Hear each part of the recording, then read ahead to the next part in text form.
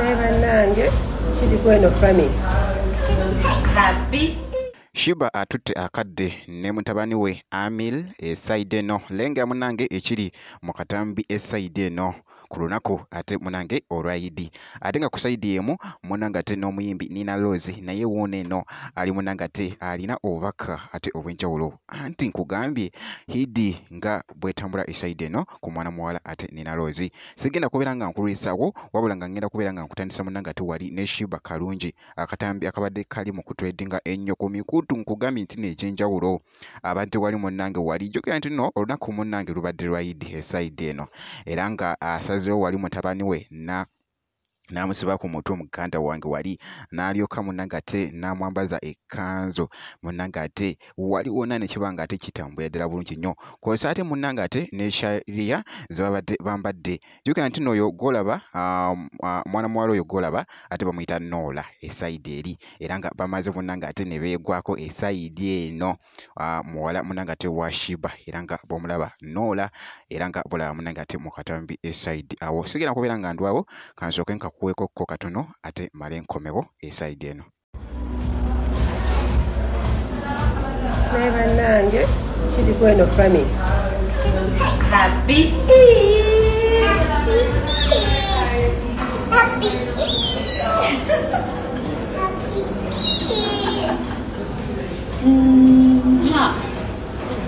leero luno lipstick bwewamu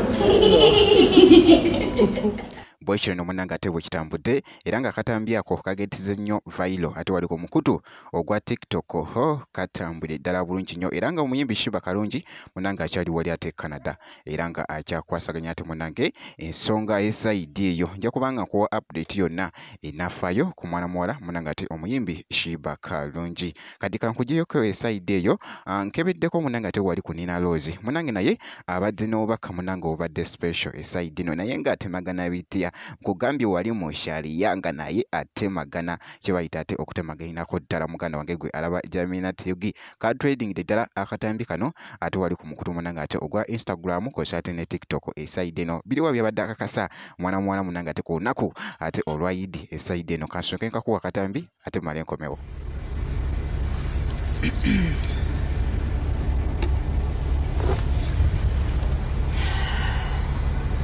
Hi, Wallacey Garden Property, aka Nina Rose, and I'm here to say Eid Mubarak to all the Muslims. Thank you so much for fasting. We appreciate you for keeping the faith, and we pray may Almighty Allah grant us all our deeds. Eid Mubarak. Assalamu alaikum wa rahmatullahi wa barakatuh. And hey, my face made his face.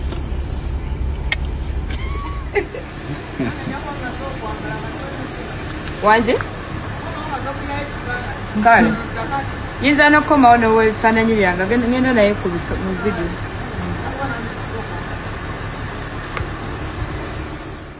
Wow, abadde koko ate neno esaidi munange ate nafuna koko ate wali ku juice muganda wange nga wa ready bitya wali wona gubadde muzigo omwerere mwana muwala omuyimbi munange ate Nina Rose bwenti munange ate bwe muchekinzeko esaidi eno bwenti era bwenkoze ne ku Shiba Kalungi ate eri ngenda kusaba video jimpe like obeera nga tonaba ku subscribinga nakyo kikolere ddala ngenda kubeera nga nkomawo ate maseyo katono nnyo bwenti.